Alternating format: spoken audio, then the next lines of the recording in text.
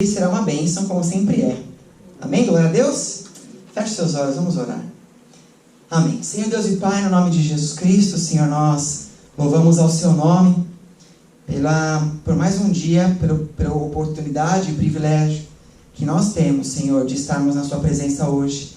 Eu creio, Pai, que como sempre o Senhor faz, mais uma vez hoje, o Senhor entregará até nós uma palavra que vem direto do Seu trono, Senhor, e fará diferença em nossos corações, porque nós precisamos, ó Pai, sentir a Sua glória todos os dias, mediante ao mundo que vivemos e as tantas tribulações que passamos. Se não for com a Tua presença, Senhor, nós não conseguiremos chegar ao nosso propósito. Por isso clamamos hoje, fala conosco neste lugar. Abençoe cada um que já veio, cada um que já está aqui, e abençoe aqueles que estão no caminho, estão vindo para cá também, Senhor.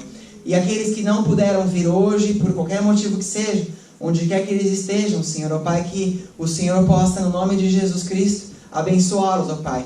Eu oro e abençoo também por todos aqueles, ó Pai, que vão estar assistindo esse culto depois pela internet, no YouTube, Pai. O dia que for, o horário que for, quem estiver assistindo, que também receba da Sua presença, Pai, em nome de Jesus Cristo.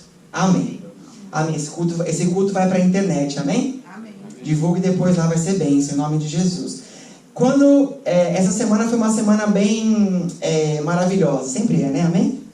Mas essa semana foi... Eu vou dar a introdução do que nós vamos falar e como que chegou isso aqui. Nessa semana eu recebi uma ligação de um irmão, de uma pessoa, que ela teve uma experiência com Deus em um dado momento. E ela me contou essa experiência que ela teve e tal, e eu, fiquei muito feliz de ouvir isso, quando eu ouvi. E no dia seguinte, Deus falou comigo algo muito, muito parecido com o que aquela pessoa havia me comentado. E então Deus me deu, na verdade, não Deus me deu, mas Deus me conduziu a preparar um sermão, que é o que eu vou pregar aqui hoje para vocês, que contém parte disso, acho que contém a essência do que Deus tem nos incomodado. E eu fiquei numa situação assim. Eu pensei, caramba, é Dia das Mães, por acaso, né? Já falei isso no começo do culto, mas você já sorriu para a mãe do seu lado aí? Né? Mas hoje é Dia das Mães, então eu pensei, poxa, eu gostaria de trazer algo que falasse disso, né? Que falasse de mães e tal. E aí, ao mesmo tempo, eu tinha uma outra direção de Deus também, para um outro caminho. Eu falei, e agora? Como que Deus vai conduzir esse sermão? E aí Deus, ele fez algo que vocês vão perceber no meio do culto, como que ele é tremendo. Amém? Então, o tema do culto de hoje é: você é o improvável. Fala assim para a pessoa do seu lado: você é o improvável de Deus. Amém? E nós vamos entender isso. Então eu quero começar a palavra de hoje abrindo o livro do Senhor, em Gênesis capítulo 2, no versículo 18.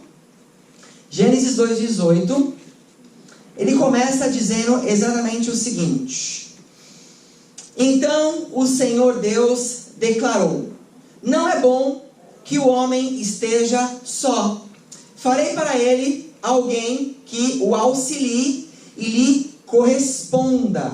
Amém? Então, quando a gente lê a Bíblia na versão NVI, que é a nova versão internacional, você lê a palavra auxilie ou auxiliadora, né? Na Almeida também você encontra auxiliadora. Eu não sei essa versão como que está. Ajudadora, né? E é engraçado essa palavra. Quando Deus ele faz a mulher, ele dá uma característica a essa mulher. E ele determina então que ela é a auxiliadora. E é engraçado porque a palavra auxiliadora, feminino, né? Auxiliadora, no hebraico, ela é uma palavra chamada Ezer. Ezer. E-Z-E-R. Ezer. A palavra Ezer, ela significa ajuda, socorro, ou aquele que ajuda quem precisa de socorro. Ajuda, socorro, aquele que ajuda quem precisa de socorro. E eu acho interessante porque lá em Salmos 46, no versículo 1, o salmista ele está orando, ele diz assim: o Senhor é o nosso refúgio e fortaleza, socorro bem presente na angústia. Essa palavra socorro, em algumas versões, está marcado auxílio ou auxiliador. E em hebraico, essa palavra, ele usa o masculino de Ezer, que é Ezra, que é o masculino de Ezer, que é auxiliador, que é aquele que ajuda, que presta socorro. Ou seja, a mesma palavra que é usada para a função de Deus, de certa maneira, é a mesma que Deus usa quando Ele abençoa a mulher. A mesma característica que Deus tem de abençoar as pessoas é a mesma característica que Deus deu para a mulher, para que ela pudesse auxiliar o homem. Por quê? Porque o trabalho do homem, que Deus havia determinado, que era ser o administrador do jardim, o cuidador, o provedor, Deus ele entendia que o homem ele precisaria de uma auxiliadora, não é? E não poderia ser alguém fraco, não poderia ser qualquer pessoa, não poderia ser qualquer animal que ele havia criado no Éden. Tinha que ser alguém que pudesse suportá-lo, não alguém acima dele e nem alguém abaixo dele, alguém ao lado dele, porém que tivesse uma característica de auxiliá-lo aonde quer que ele precisasse. Amém? Então a mulher, ela tem uma característica de Deus fantástica. Ela tem um dom que realmente nós que somos homens, né? Embora alguns não queremos reconhecer isso, mas nós que somos homens sabemos que faz toda a diferença quando a sua esposa, sua mãe, alguém, uma mulher importante na sua vida te apoia e quando ela não te apoia. Quando ela te faz um cafuné, quando ela te direciona, quando ela te acalma ou quando ela vai contra. É uma diferença brutal em tudo aquilo que o homem faz. Por quê? Porque para o homem é de extrema importância que o auxiliador, o socorrista, aquele que ajuda, esteja do seu lado. Amém? E essa característica foi dada a você, mulher. Amém? Agora, essa característica, ela sempre foi dada à mulher e sempre esteve com a mulher. Porém, como você conhece a história, um pouco mais à frente, se nós abrirmos ali em Gênesis, no capítulo 3, nós vamos ver a queda de Adão e Eva no momento que eles comem do fruto e tudo mais. E depois que acontece a queda, Deus ele vem e ele começa a trazer as sentenças àqueles 3 personagens daquele momento. Então Deus vem, ele dá uma sentença à serpente, você rastejará, do pó comerá, maldita é você entre os animais, E aí Deus dá uma sentença à mulher e Deus dá uma sentença ao homem. Mas como estou falando de mulher até então, eu vou ler com vocês a sentença que Deus dá à mulher. Está em Gênesis 3:16, que diz o seguinte: a mulher, ele declarou: multiplicarei grandemente o seu sofrimento na gravidez. Com sofrimento você dará à luz filhos. Seu desejo será para o seu marido, e ele a dominará. Amém? Quando nós lemos essa mesma passagem na versão King James, que não é essa e não é a minha, mas na versão King James diz assim: seguirás desejando influenciar o seu marido, mas ele te dominará. É engraçado, a palavra desejo, usando o hebraico, por que eu estou trazendo o hebraico? Porque o hebraico, ele é o original do Velho Testamento, amém? Ele é o idioma original. Então, algumas palavras e significados do hebraico, não é possível 100% você trazer o mesmo contexto para o português ou para qualquer outro idioma. É algo bem parecido, mas às vezes faz uma diferença muito grande. Por exemplo, a palavra desejo, que ele fala aqui, seu desejo será para o seu marido. A palavra desejo, ela é uma palavra em hebraico, eu não sei bem falar como se pronuncia, mas é algo chamado seunga. T-E-S-H-U-W-G-H, sunga, algo assim. Essa palavra sunga significa desejo, anseio e avidez. Do homem para a mulher, mulher para o homem e animal selvagem para devorar. E é engraçado porque em Gênesis, capítulo 4, verso 17, um pouco antes de Caim matar Abel, a palavra de Deus diz o seguinte: 4:17? Perdão, coloquei errado, acho que é 4:7, você consegue ver para mim?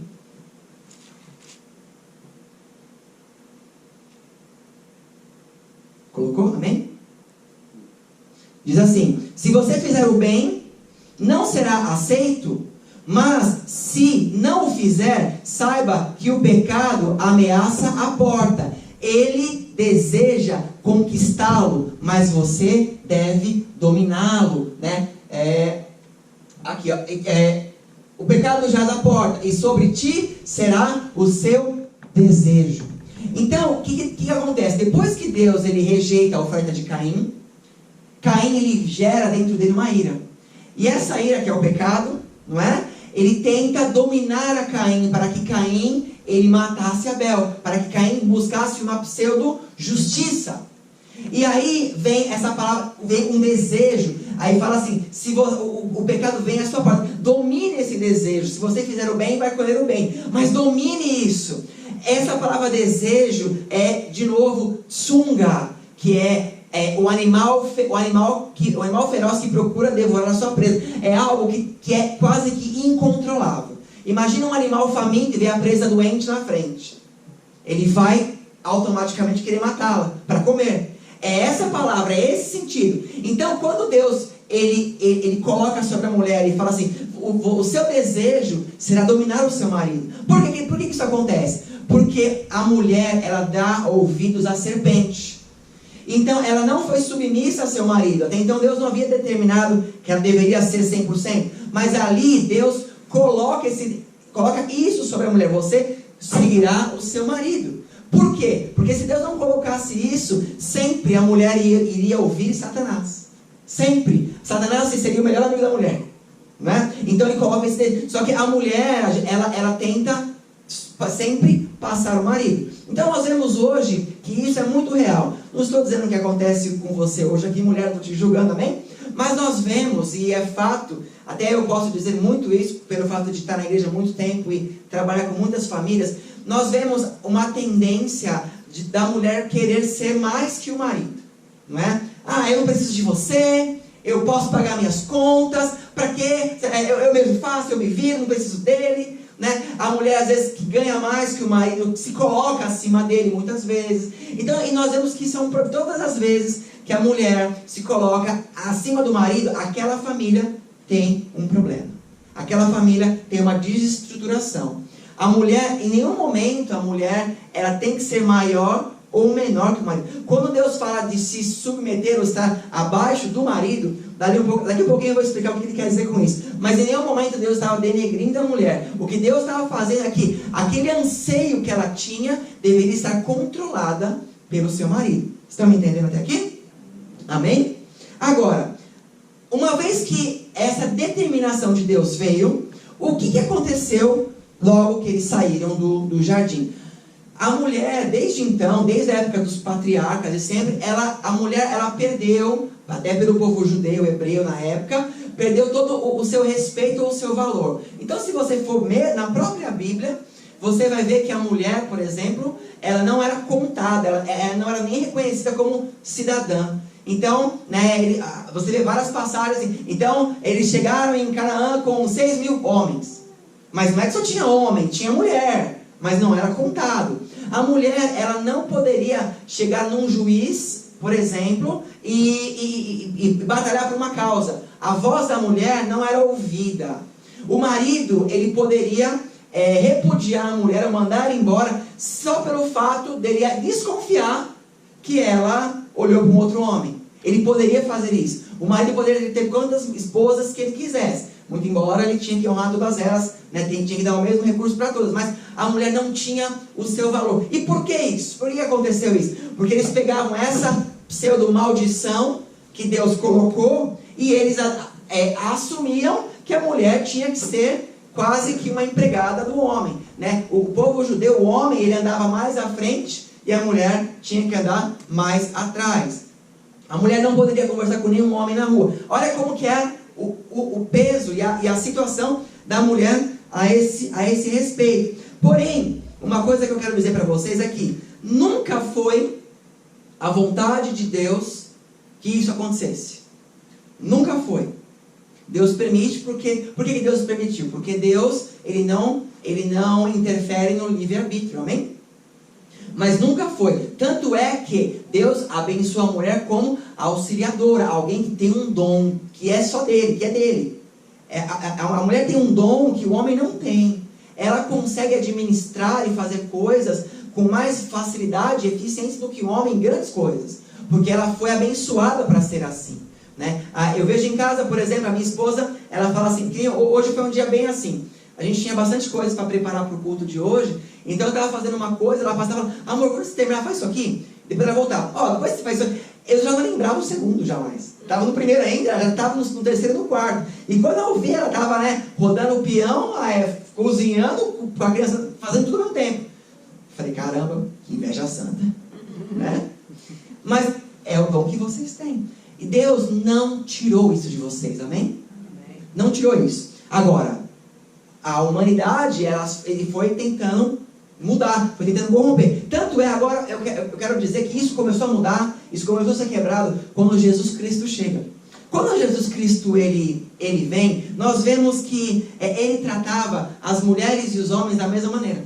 Ele não fazia diferença de homens e mulheres. Tanto é, por exemplo, quer ver um fato que foi fantástico nesse ponto de vista?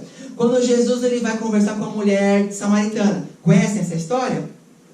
Samaria era uma cidade onde o judeu não entrava, porque havia mistura de raças entre judeus e outros povos. Então, para o judeu, Samaria era um lugar amaldiçoado praticamente.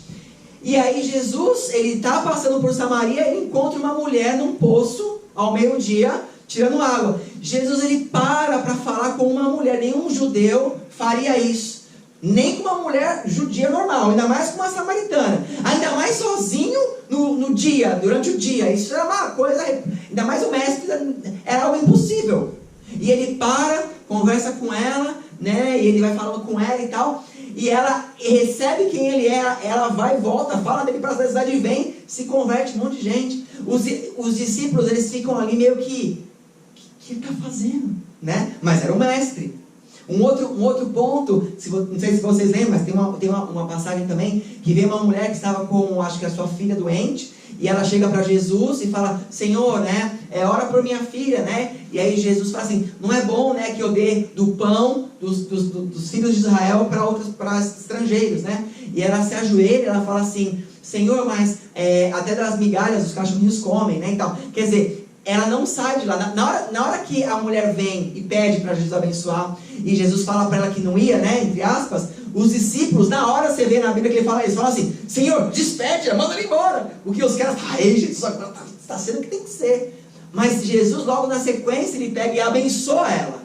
E cura o que ela tem que curar. Jesus, ele vai tratando as mulheres e vai mostrando que elas são fantásticas. No ministério de Jesus, não eram só homens que o seguiam, mulheres o seguiam. Nós lemos Maria, a própria mãe dele, Maria Madalena, a prostituta que foi quase apedrejada, seguiam a Jesus. E ele vai tratando delas de maneira diferente e vai quebrando os paradigmas. E tem uma passagem que está em Lucas, capítulo 1, do capítulo 8, do 1 ao 3, que para mim é fantástico. Diz assim, logo depois disso, andava Jesus de cidade em cidade e de aldeia em aldeia, pregando e anunciando o evangelho do reino de Deus, e iam com ele os 12, bem como algumas mulheres que haviam sido curadas de espíritos malignos e de enfermidades. Maria, chamada Madalena, da qual tinha saído 7 demônios. Joana, mulher de Cusa, procurador de Herodes, Susana e muitas outras que o serviam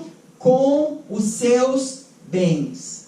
Sabe quem patrocinava financeiramente Jesus? As mulheres. Agora me fala que mulher não pode trabalhar. Amém? Bíblico. Quem sustentava eram as mulheres. Com os bens que elas tinham. Ele fazia as coisas. Ele não tinha onde estar, mas elas o abençoavam. Então aqui nós vemos uma importante informação, que as mulheres, elas têm toda uma importância, e Jesus nunca as julgou. E aí começa então a ser quebrado as coisas. Agora, deixa eu explicar o lance da submissão. Em Efésios 5, do 25 ao 24, diz assim, vós mulheres, submetei-vos a vossos maridos como ao Senhor, porque o marido é o cabeça da mulher. Amém? Amém, maridos? Como também Cristo é o cabeça da igreja, sendo ele próprio o salvador do corpo. Mas, assim como a igreja está sujeita a Cristo, assim também as mulheres o sejam em tudo aos seus maridos. esse versículo é o que fala da mulher estar sujeita, é uma confirmação do que Deus ele fala lá para Eva naquele momento. Mas esse sujeitar, por que Deus coloca para que a mulher se sujeite ao marido? Que a mulher esteja, andando, se sujeitar não é estar abaixo dele, mas estar andando no mesmo propósito. Mas a palavra sujeitar sempre dá a conotação de que é algo ruim. Mas eu vou dizer uma coisa, apenas aquele que é forte consegue se sujeitar àquele que não é tão forte. Então, quando Deus fala para a mulher se sujeitar, é porque a mulher tem uma força que o homem não tem. Eu vejo isso, eu falo isso com toda clareza. Eu percebo isso porque eu sou casado. A minha esposa às vezes está com dor de cabeça, dor de garganta, ela está zoada, desculpa a palavra, mas ela está ruim. E ela continua fazendo as coisas. E ela fala assim, não vou tomar remédio, não vou orar aqui, E ela continua fazendo. Cara, se eu estou com dor de cabeça, a primeira coisa que eu penso, depois de orar, estou tomando Roginho. Na hora, eu vejo o comprimido vindo no alto assim já. Se eu estou com dor de barriga, já não quero fazer mais nada, já quero sentar. Mas a mulher não. E ela continua. Isso mostra a força que a mulher tem. Vocês são muito fortes, mulheres, amém? Por isso hoje é um dia das mães, não é um dia bíblico, por assim dizer. Mas eu sou muito a favor desse dia de vocês, mesmo que você não seja mãe, mas que você, mulher, seja honrada assim. Porque sem vocês, o nosso ministério, a nossa vida não seria a mesma. Nós não teríamos como caminhar. Eu não seria o homem que eu sou sem a minha mulher. Eu não seria o pastor que eu sou se a minha mulher não estivesse do meu lado me apoiando. Porque tem horas que eu quero desistir, mas ela ora por mim e eu continuo. Porque ela é minha auxiliadora. Amém? Que vocês, mulheres, sejam as auxiliadoras dos seus filhos, dos seus maridos, da sua casa. Não percam a sua força, Até porque é engraçado como que a mulher ela tem um dom. Quando nós, homens, estamos com algum problema, parece que a mulher sempre sabe o que falar. Ela sempre tem alguma coisa que te ajuda. Quando a mulher está ruim com alguma coisa, nem sempre nós sabemos o que falar. Nós não temos, às vezes, vocabulário. A gente não sabe. O que eu faço? Pergunta para ela o que tem que fazer. Estou mentindo aqui? Não é isso? A gente pergunta, puxa, ela fala, amor, estou com uma dor disso. Amor, o que você quer que eu faça? Quando você fala com ela já está com chá de boldo, já orou, já ligou para sua mãe. Já está resolvido. Você já está quase um semi-anjo de novo. Já está, Mas, agora, esse dom vem da mulher. É lógico, também o homem também tem a sua responsabilidade. Em Efésios 4, 5 do verso 25, eu não vou ler tudo, mas o 25 diz assim, vós maridos amai as vossas mulheres, como também Cristo amou a igreja e a si mesmo se entregou por ela. Nós temos a responsabilidade de amar a nossa mulher como Cristo amou a igreja. E aí continua, que eu não vou ler o restante, Mas o grande ponto aqui, querido, que eu quero chegar até então, é que o diabo, ele sempre vai tentar colocar um peso sobre mim e você que Deus nunca colocou. Ele sempre vai tentar colocar um peso, vai tentar te enfraquecer as suas forças e tentar mostrar que você é fraco. O diabo sempre teve medo da mulher e sempre tem medo dos homens de Deus. Então, ele sempre vai tentar fazer com que você seja fraco. Ele vai trazer um pecado que você já pediu perdão, já se arrependeu, mas ele vai botar na sua cabeça e vai tentar fazer você pensar que você está devendo aquilo ainda, que você não pode caminhar, que você não é inseguro, mas que você que é injusto Deus te abençoar, que você não é merecedor da bênção de Deus. Ele sempre vai tentar te desmerecer. É por isso que eu estou nessa sequência de coisas para vocês nesse momento. Você vê quanto a mulher ela foi abençoada por Deus. Ela errou como o homem também errou. Mas o diabo, então ele pega aquele erro e ele transforma aquilo em algo para demeritar a mulher num ponto máximo. Ao ponto que os homens já não a respeitavam mais. Mas Deus, ele sempre viu. Mas é engraçado. Talvez você possa dizer assim, poxa pastor, amém, mas me dá aí um exemplo de uma mulher que depois do jardim do Éden, ela foi abençoada por Deus. Eu poderia dar vários exemplos para você, mas eu peguei um especial. Eu vou falar de uma mulher chamada Débora. Não sei se alguém já conhece a história de Débora, a juíza Débora. Está em Juízes, capítulo 4, do verso 1 até o verso 7. Eu vou ler com vocês, diz assim: mas os filhos de Israel tornaram a fazer o que era mal aos olhos do Senhor, depois da morte de Eude. Só uma pausa aqui, tá? Esse texto que eu vou ler, ele acontece depois da morte de Josué.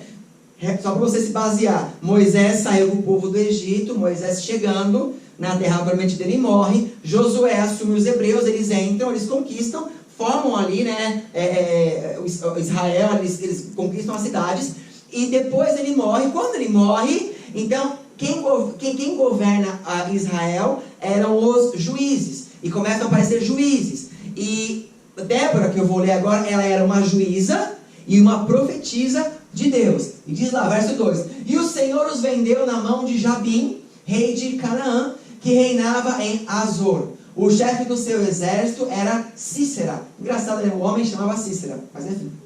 O qual habitava em Arosete dos gentios. Então os filhos de Israel clamaram ao Senhor, porquanto Jabim tinha 900 carros de ferro, tinha um grande exército.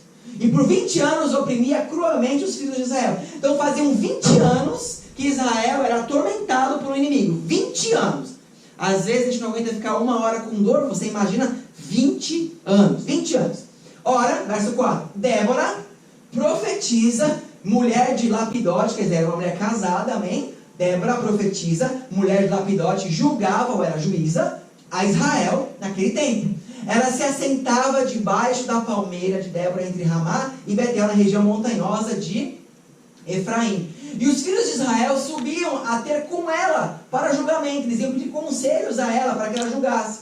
Mandou ela chamar a Baraque, filho de Abinoão, de Quedes Naftali, e disse-lhe: Porventura o Senhor Deus de Israel não te deu ordem, dizendo: Vai e atrai gente ao monte Tabor, e toma contigo 10.000 homens dos filhos de Naftali e dos filhos de Zebulon, e atrairei a ti para o ribeiro de Quizon. Cícera, chefe do exército de Jabim, juntamente com os seus carros e com as suas tropas, e te entregarei na sua mão. Vamos parar aqui. O povo estava oprimido, então esse capitão do exército, Baraque, né, ele sobe até ela e fala: o que nós vamos fazer? E ela fala assim: Deus mandou você, pega 10.000 homens e vai para este lugar, porque Deus vai te entregar o seu inimigo. Deus fala com ela. Deus está falando com quem? Com uma mulher, amém? Para você ver como que o diabo ele distorce. Mas Deus falou com uma mulher, e essa mulher direcionava todo o povo de Israel. E ela está falando: vai que Deus é com você. Verso 9, verso 8, perdão. Juízes 4, 8. Disse-lhe Baraque: olha o que ele fala. Ela mandou ele ir. Olha o que ele fala: se você for comigo, eu irei. Mas se você não for, eu não vou. Só fosse se você for. Senão, não vou. Né? Respondeu ela: tudo bem, certamente eu irei contigo. Porém, não será a tua honra dessa expedição. Você não vai ter honra nessa batalha. Pois a mão de uma mulher o Senhor venderá a Cícera. Levantou-se, pois, Débora e foi com Baraque a Quedes. E eles venceram a batalha. Depois disso, Israel teve 40 anos de paz. Pelas mãos de uma mulher. Amém? Pelas mãos de uma mulher. Ou seja, no meio de uma situação de batalha, algo improvável acontece.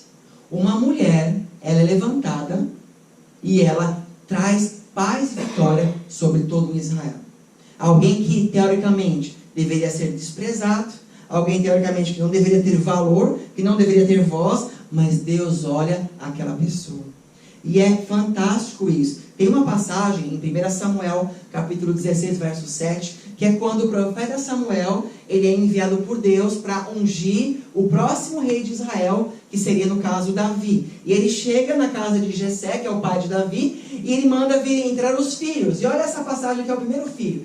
E sucedeu que, entrando eles, viu a Eliabe, que era um filho de Jessé, e disse: certamente está perante o Senhor o seu ungido. Na hora que Eliabe entra, né, ele não sabia quem que seria o Filho de Deus. Na hora que Eliabe entra, Samuel, que era o profeta, ele olhou para Eliabe, devia ser aquele cara de 2 metros, leão de chácara, né, aquele cara gigantão. Falou: mano, esse cara é que eu errei, certeza. E olha o que Deus fala para ele: mas o Senhor disse a Samuel: não atentes para a sua aparência, nem para a grandeza da sua estatura, porque eu o rejeitei. Porque o Senhor não vê o que vê o homem, pois o homem olha para o que está diante dos olhos, porém o Senhor olha para o coração. Posso ouvir amém? Deus, Ele olha, Ele não, por isso que Deus, Ele olha, às vezes, aquela pessoa mais improvável. Porque Deus não olha a capacitação que você tem, ou que você faz, né? Deus não olha o que o diabo coloca sobre você, mas Deus, Ele olha o seu coração. Ele olha o seu coração. Ou seja, 1 Coríntios capítulo 1, do 27 a 29. Diz assim: pelo contrário, Deus escolheu as coisas loucas do mundo para confundir os sábios. E Deus escolheu as coisas fracas do mundo para confundir as fortes. E Deus escolheu as coisas inóbeis do mundo e as desprezadas e as que não são, para reduzir a nada aquelas que são, para que nenhum mortal se glorie na presença de Deus. Então o diabo, ele não dá a mínima para você. As pessoas às vezes podem não dar a mínima para você, mas Deus te escolheu para fazer a diferença. Amém? As pessoas às vezes podem olhar para você e você olhar para si mesmo e você dizer assim: eu sou o mais improvável do mundo para Deus me usar, porque eu sou pecador, eu sou fraco, eu tenho medo, eu não tenho coragem, eu sou devedor, eu sou mulher, eu sou seja o que for, eu não posso. Mas aqui está dizendo que Deus escolhe as coisas mais fracas, às vezes, ao olhar humano, para que aquelas pessoas que se acham que estão no topo, eles um dia vão ser seus discípulos. Eles um dia vão seguir a você. E não por você, porque você é, porque a glória do Senhor vai se manifestar em você. Amém? Deus é assim que Deus, Ele trabalha. Então se hoje você chega neste lugar e você pensa assim: meu Deus do céu, eu tenho tanto pecado, eu estou desviado do caminho do Senhor, eu estou quase que me rastejando, eu não desviei, mas tá difícil, eu mal oro, eu não tenho força mais. E talvez isso tenha gerado um peso no seu coração, sabe? Ou talvez você sente que você poderia fazer mais e não está fazendo. Mas você é o improvável de Deus. Você é aquele que Deus quer. Por quê? Porque ainda, talvez, você não percebeu, mas existe uma grande força em você. Assim como o diabo tentou apagar da mulher a unção que Deus deu para ela de auxiliadora por anos e anos, mas a unção estava, Deus nunca tirou. Nunca removeu. Por quê? Porque Deus ama a mulher. Assim como Deus te ama. Se Deus te chamou, se Deus tem algo para você, então não permita ser roubado pelo diabo, não permita ser roubado pela situação, não permita ser roubado por coisa alguma. Amém? Amém. Chegando nesse ponto, agora, deixa eu entrar numa outra parte aqui, num outro detalhe que é mega importante. Com toda... O que eu vou dizer aqui agora é com todo o temor do Senhor que eu ministro essa segunda parte até aqui, amém? Nós, vendo isso, nós sabemos que o diabo, ele tem, então, você está entendendo que o diabo, ele vai tentar roubar de você aquilo que é seu por herança, amém? E não é porque você é azarado ou porque você não merece, só pelo fato de você um dia ter aceitado Jesus Cristo, só pelo fato de você ser cristão, só por isso. Eu já disse isso, postei isso no Face uma vez, a pastora estava me lembrando isso. Se você fala que você é católico, ninguém, está tudo tranquilo. Se você fala que você é um bandista, está tranquilo. Se você fala que você é do candomblé, tarô, budista, mas se você fala que você é cristão, você passa a ser perseguido. Só pelo fato de você ser cristão. Por quê? Porque esse é o caminho. Amém? E é por isso que o diabo vem contra você. E no livro de Apocalipse, nós vemos que algumas cartas são enviadas às 7 igrejas do Apocalipse. E essas igrejas, elas existem, amém? Existem os restos delas, mas se um dia você tiver a oportunidade de ir para a Turquia, você pode visitar as igrejas. A igreja de Éfeso, Tiatira, e aí vai. Você tem essa oportunidade. Mas eu quero ler para vocês as coisas que são escritas para as igrejas. Eu quero que você preste muita atenção. Se você está com sono, belisca o seu braço, toma água, mas eu quero que você preste muita atenção no que Deus ele vem trazer. Em Apocalipse capítulo 2, no versículo 1, começa assim: ao anjo da igreja em Éfeso, escreva: estas são as palavras, deixa eu ler por aqui para ficar igual. Ao anjo da igreja em Éfeso, escreve: isso diz aquele que tem na sua destra as 7 estrelas que andam no meio dos 7 candeeiros de ouro. Olha o que Deus fala a esta igreja. Conheço as tuas obras. Conheço as tuas obras e seu trabalho e a sua perseverança. Eu sei que não pode suportar os maus e que puseste às provas os que dizem apóstolos e não são, e os achastes mentirosos. E tens perseverança por amor do meu nome, sofreste. Por amor do meu nome, sofreste. E não desfaleceste. Quer dizer, Deus ele reconhece o seu trabalho, amém? Deus ele reconhece a sua perseverança, ele reconhece quando você não desiste, quando você não se corrompe pelo mal, ele reconhece, ele vê. Pode ser que não tenha ninguém olhando o que você está fazendo, mas Deus está olhando. Posso ouvir um amém? Amém. Deus está olhando, mas olha o que ele continua dizendo para essa igreja, ou vou mudar um pouco, para esse estado, para esta pessoa. Entende-se a igreja como uma pessoa, e aí você julgue se você é esta pessoa, ou se não é. Ele diz: tenho porém contra ti que deixaste o teu primeiro amor. Lembra-te, pois, de onde caístes, e se arrepende, e pratica as primeiras obras. E se não, brevemente virei a ti, e removerei do seu lugar o teu candeeiro, se não te arrependeres. Então você que está aqui hoje, se talvez você é um cristão de longa data, ou você nem tão longa data assim, mas teve um momento que você sentiu a presença de Deus, e ela era com você, e você tinha prazer de ler a Bíblia, você tinha prazer de orar, você tinha prazer de fazer a obra de Deus, e aconteceu alguma coisa, que esse amor seu sumiu, e você está como um zumbi vindo à igreja, você está como um zumbi indo numa cela. Se você é essa pessoa, a palavra de Deus diz assim: acorda e volta para aquele amor, volta a ser quem você era. Não deixe que as situações roubem de você a certeza que Cristo é na sua vida. Amém? Porque por mais difícil que seja, Cristo nunca te abandonou. Ele sempre esteve com você e sempre estará. Então não o abandone você. Amém? Ele diz isso a essa igreja. Ele continua no versículo... continua aqui, Ogura, por gentileza. Ao anjo da igreja em Esmina, já é outra situação, descreve isto. Diz o primeiro e o último, que foi morto e reviveu: conheço a tua tribulação e a tua pobreza, mas tu é rico. Isso é fantástico. Aparentemente, a igreja, ou a pessoa, ela era pobre. As pessoas olhavam para ela com pobreza, mas Deus olhava dentro dela, e dentro dela ela tinha tudo. Ela era rica. Eu conheço a pobreza, eu sei da sua luta, eu sei que você queria fazer isso, eu sei que você queria fazer aquilo, eu sei que você queria ter aquilo, mas também sei que dentro de você continua sendo fiel, e a sua fidelidade é a tua riqueza. Amém? E a blasfêmia dos que dizem ser judeus e não são, porém são sinagoga de Satanás. Olha só, aqueles que vão na igreja e não são firmes, né? Não é o caso dessa igreja, mas ele está dizendo, né? Não temas o que vai acontecer, não tenha medo. Eis que o diabo está para lançar alguns de vós na prisão. Quer dizer, eis que o diabo, ele pode ser que ele se levante e tente te aprisionar, para que seja provado, e tereis uma tribulação de 10 dias. Ser fiel até a morte, e dar-te-ei a coroa da vida. Eu falei isso na célula semana passada. Não, essa semana, né? Ou foi a semana, acho.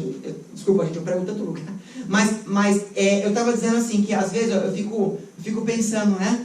Tem pessoas que falam assim: sabe o que é, pastor? Eu sei que eu estou na igreja há algum tempo, mas eu ainda tenho vergonha de falar de Jesus para as pessoas. Eu tenho vergonha de convidar para a célula, porque eu não sei o que vão achar de mim. E eu falei exatamente isso. Deixa eu dizer uma coisa: tem pessoas nessa hora morrendo com a cabeça sendo decepada por amor a Cristo e não estão negando Ele. E a gente vai ficar reclamando de passar uma vergonhazinha?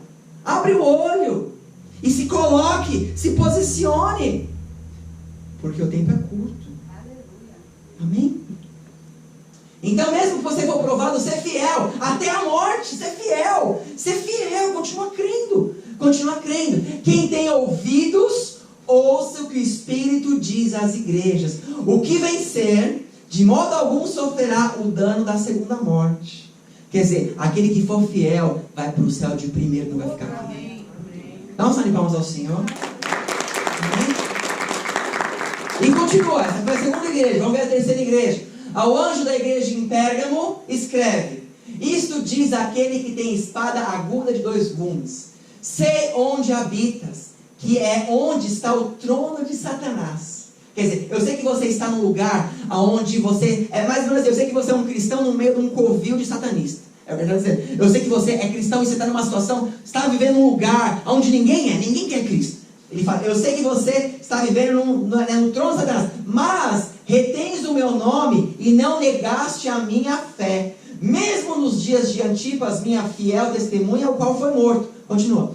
Entre vós, onde Satanás habita. Quer dizer, você está sendo fiel mesmo num mundo onde ninguém mais é fiel.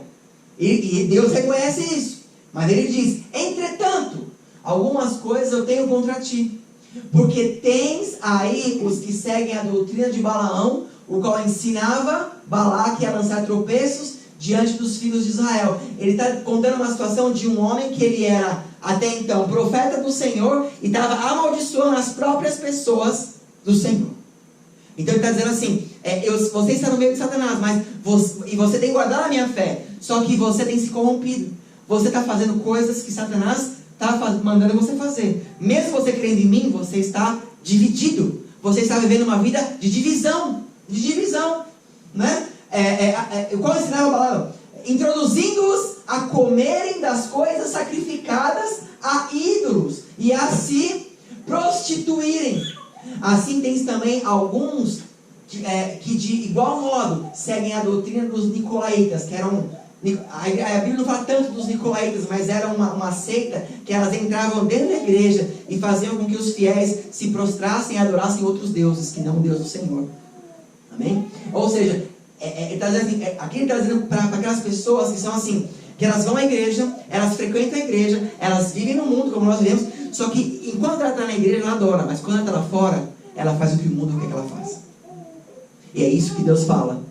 Isso eu tenho contra ti. Você é fiel na igreja. Quando alguém pergunta para você se você é cristão, você diz que você é. Você prega o evangelho. Mas quando você não está com ninguém, você se coloca igual um discípulo de Satanás. É pesado, mas é o que a Bíblia diz. Arrependa-te, pois, ou se não virei a ti em breve, e contra eles batalharei com a espada da minha boca. Quer dizer, se você não se arrepender, Deus vem contra você. Olha que peso. Com a palavra dele. Amém? Continua, por gentileza. Ao anjo da igreja em Tiatira escreve: isto diz o Filho de Deus, que tem os olhos como chama de fogo e os pés semelhantes a latão reluzente. Conheço as tuas obras, e o teu amor, e a tua fé, e o teu serviço, e a tua perseverança. E sei que as tuas últimas obras são mais numerosas do que as primeiras. Deus, eu reconheço tudo que você faz, mas tenho contra ti que toleras a mulher de Jezabel, ou seja, o demônio, que se diz profetiza. Ela ensina e seduz os meus servos a se prostituírem e a comerem das coisas sacrificadas a ídolos. E dei-lhe tempo para que se arrependesse, e ela não quer se arrepender da sua prostituição. Eis que a lanço num leito de dores e numa grande tribulação. Os que cometem adultério com ela, se não se arrependerem das obras dela, quer dizer, vai ter sofrimento se você não para de prostituir a sua fé. Uma hora você crê, e quando não dá certo você não crê mais. E isso é triste. Eu conheço pessoas que elas chegam na igreja, eu não estou aqui para julgar, e eu sei que essa palavra hoje, eu tenho todo o temor do que eu estou falando aqui, porque eu tenho certeza que isso não é meu, isso é de Deus. Amém? E nós estamos numa igreja, querido, que você vem para ouvir a verdade. Amém? Amém. E eu conheço pessoas, e talvez vocês conheçam também pessoas, que elas chegam na igreja com dores, com doenças, com problemas, e vêm com amor e aceita tudo que Deus fala. Mas na hora que ela é curada, ela vai embora. E ela deixa o Senhor. E ela vai porque ela acha que é muito difícil permanecer na igreja. Mas enquanto estava com dor, estavam aqui. E são essas pessoas que Deus usa esse lugar. Pessoas que elas servem, mas depois elas se prostituem, elas se corrompem de novo. Olha o peso que é. Amém? E ferirei de morte os seus filhos, e todas as igrejas saberão que eu sou aquele que esquadrinha os rins e os corações. e darei a cada um de vós segundo as suas obras. Digo-vos, porém, a vós, as demais que estão em Tiatira, a todos quantos não têm essa doutrina, você que não vive isso, e não conhecem as chamadas profundezas de Satanás, que outra carga vos não porei. Quer dizer, se você está num lugar onde todo mundo ao seu redor faz isso, mas você está sendo fiel, eu não vou colocar peso sobre você. Mas o que tendes, retende-o até que eu venha. Ao que vencer, ao que ele diz mais, ao que vencer e ao que guardar as minhas obras até o fim, eu lhe darei autoridade sobre as nações. E com vara de ferro as regerá, quebrando-as do modo como são quebrados os vasos do oleiro. Assim como eu recebi a autoridade do meu Pai, também lhe darei a estrela da manhã. Aquele que é fiel, por mais que todo mundo infiel, Deus vai te dar uma autoridade, que a sua palavra será a palavra dele. As pessoas verão a glória de Deus em você e verão que você é usado por ele. Olha que peso, amém? Que bênção. Continua, por gentileza. Apocalipse 3:1. Ao anjo da igreja em Sardes escreve isso. Isto diz aquele que tem os 7 Espíritos de Deus e as estrelas. Conheço as tuas obras. Tens nome de que vives e estás morto. Sê vigilante e confirma o restante que estava para morrer, porque não tenho achado as tuas obras perfeitas diante do meu Deus. Lembra-te, portanto, do que tens recebido e ouvido, e guarda-o e arrependa-te, pois se não vigiares, virei como um ladrão, e não saberás a hora que sobre ti virei. Mas também tens em Sardes algumas pessoas que não se contaminaram suas vestes, e comigo andarão vestidas de branco, porquanto são dignas. Você não sabe quando ele vem. Por isso que eu e você, a gente não pode brincar. Eu não posso ser cristão hoje, amanhã eu não sei. Porque se ele vier amanhã, e você não é cristão amanhã, você vai ficar. Mas se você permanecer fiel, a palavra diz que ele te dará novas vestes, você andará ao lado dele. Amém? E de maneira nenhuma, olha só, e de maneira nenhuma arriscarei o seu nome do livro da vida. Antes, olha o que ele fala, antes de arriscar, antes confessarei o seu nome diante do meu Pai e diante dos anjos.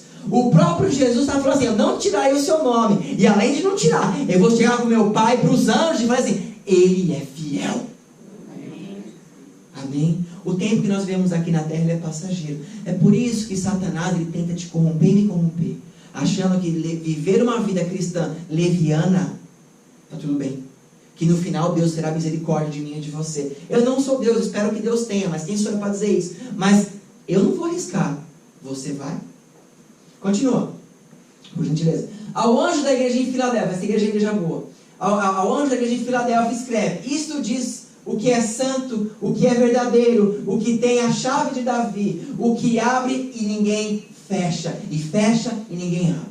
Conheço as tuas obras, eis que tenho posto diante de ti uma porta aberta, que ninguém pode fechar, aleluia, que tens pouca força, entretanto, guardaste a minha palavra, e não negaste o meu nome. Eis que farei aos que da sinagoga de Satanás, aos que se dizem judeus e que não são, nosso contexto, aos que se dizem cristãos e não são, mas mentem, eis que farei que venham e adorem prostrado aos teus pés, e saibam que eu te amo. As pessoas virão até Cristo por você, você é o testemunho, porquanto guardaste a palavra da minha perseverança. Também eu te guardarei da hora da aprovação, que há de vir sobre o mundo inteiro. Então vem uma aprovação, e fala que nessa aprovação você será guardado.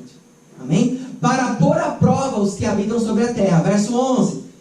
Venho sem demora, guarda o que tens, para que ninguém tome a sua coroa. Sabe o que quer dizer guardas o que tens? Não é guarda a sua casa, guarda o seu carro, guarda a sua fé. Não venda a sua fé, não se corrompa, não negocie. Se você está ouvindo isso hoje, você está pensando assim, caramba, estou apanhando aqui hoje. Se você está sentindo que você está apanhando, querido, deixa eu dizer uma coisa para você, dá tempo de você voltar. Talvez chegamos ao que chegamos, algumas pessoas chegam onde chegam, porque elas foram, assim como o diabo, eu dei o exemplo da mulher, de tanto quanto o diabo tentou fazer, enganando.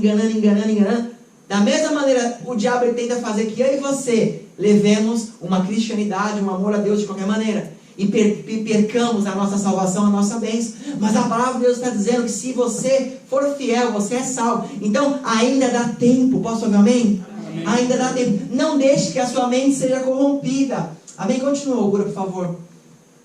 É esse já? Não.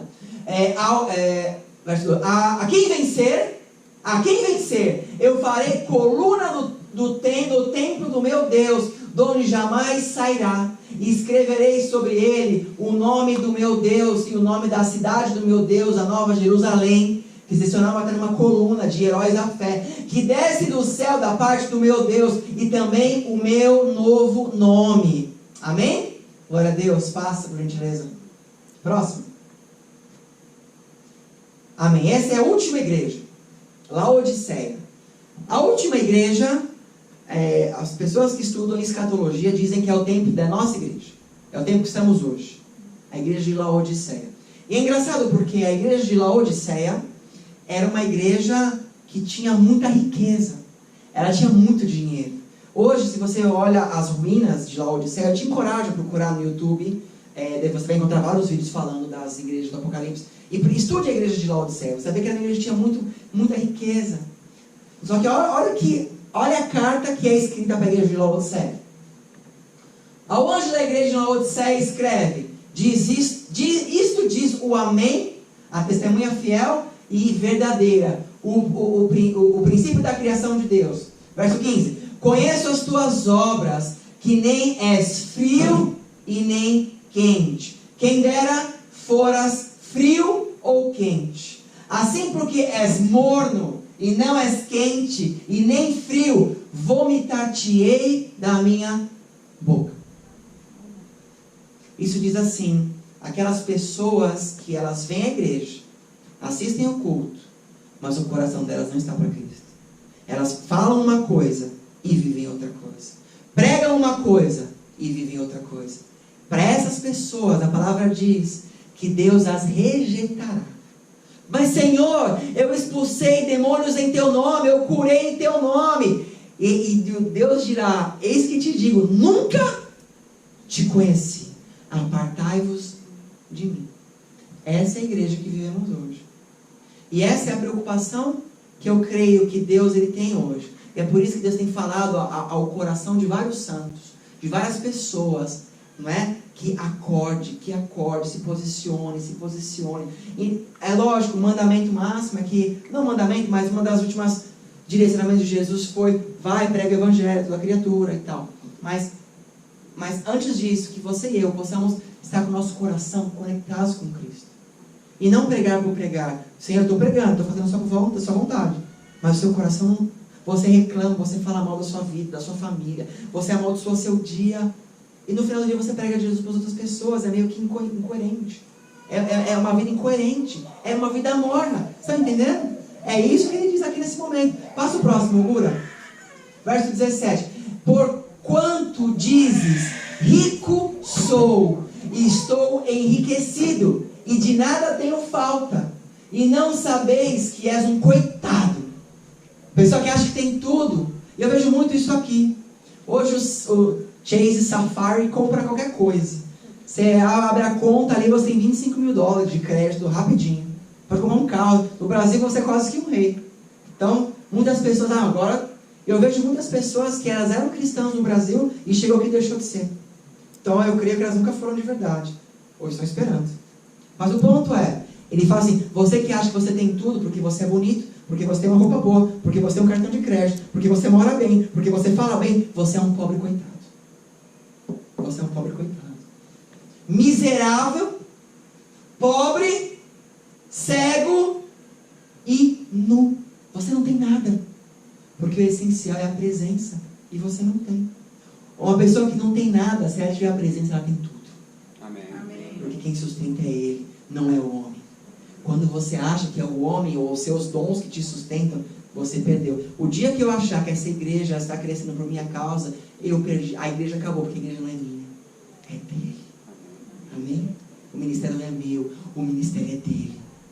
Você não é do seu marido, você é dele. Amém? O seu emprego, por mais que você ganhe, por mais que você tenha empresa, só que você tiver, nada disso é seu, é dele. Se você acha que isso é por seu mérito, você é um pobre coitado. E aí continua. Aconselho-te que de mim compres ouro refinado no fogo, que é provado. Procure riqueza em mim, né? Para que te enriqueça e vestes brancas, para que te enriqueças e vestes brancas, para que te vistas e não seja manifesta a vergonha da sua nudez, e colírio a fim de ungires os teus olhos, para que vejas. Verso 19: eu repreendo e castigo a todos quantos amo.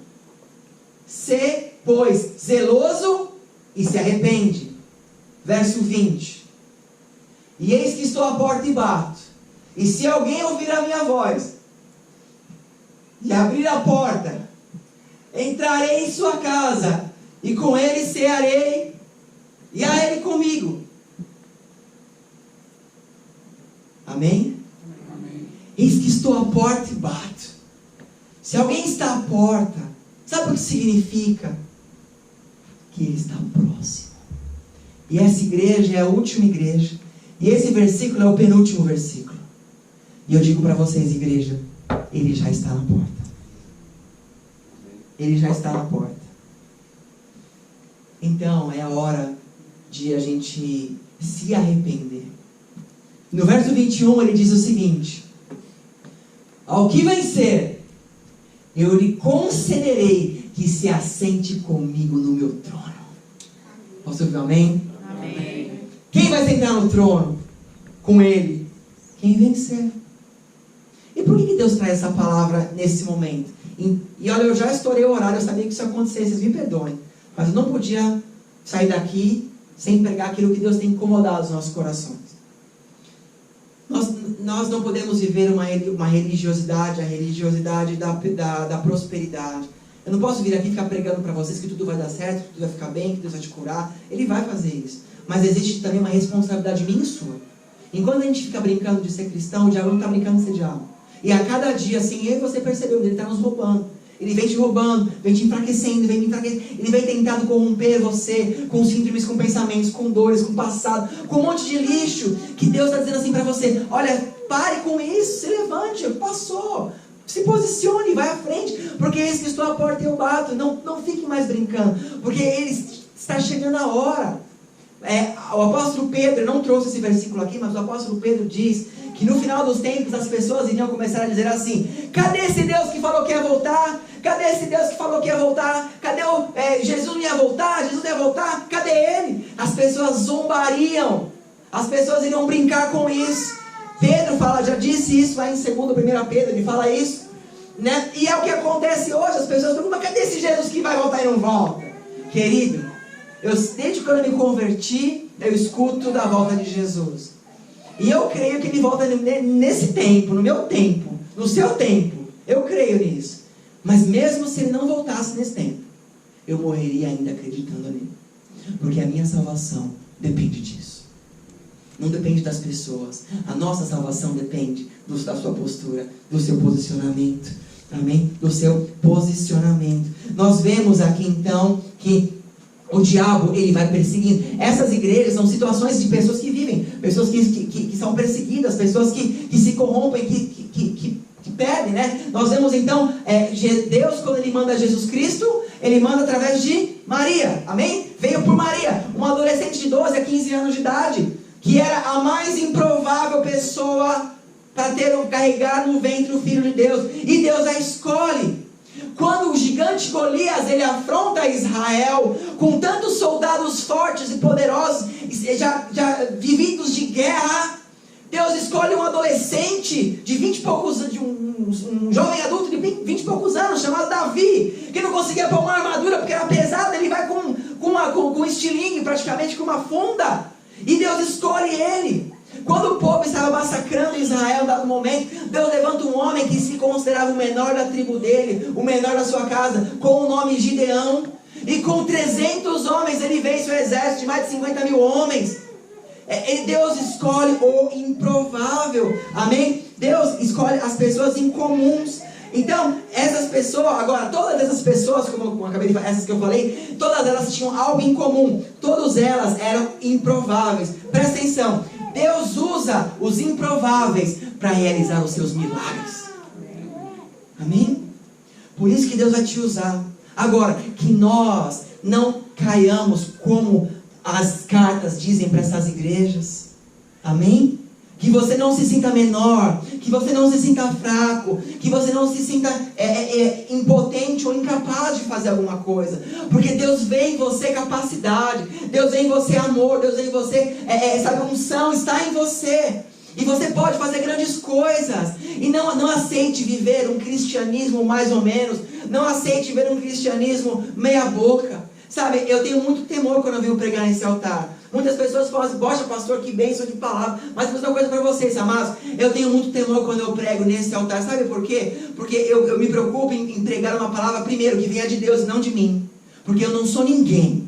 A palavra vem dele. Então que venha dele. E que a palavra que será pregada, ela tenha um conteúdo que entre no seu coração. E você saia daqui mexido. E você saia daqui pensando, meu Deus do céu, eu tenho que fazer.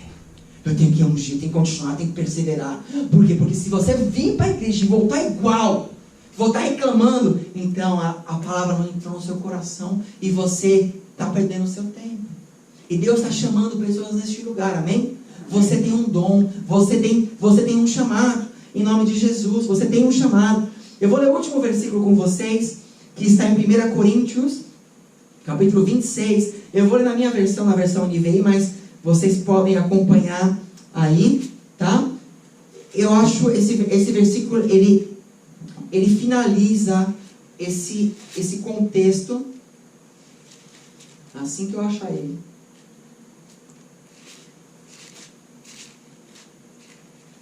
Diz assim: irmãos, pensem no que vocês eram quando foram chamados. Ele começa a dizer assim: quando Jesus te chamou, lembra onde você estava. Eu não sei quantos de vocês nasceram na igreja.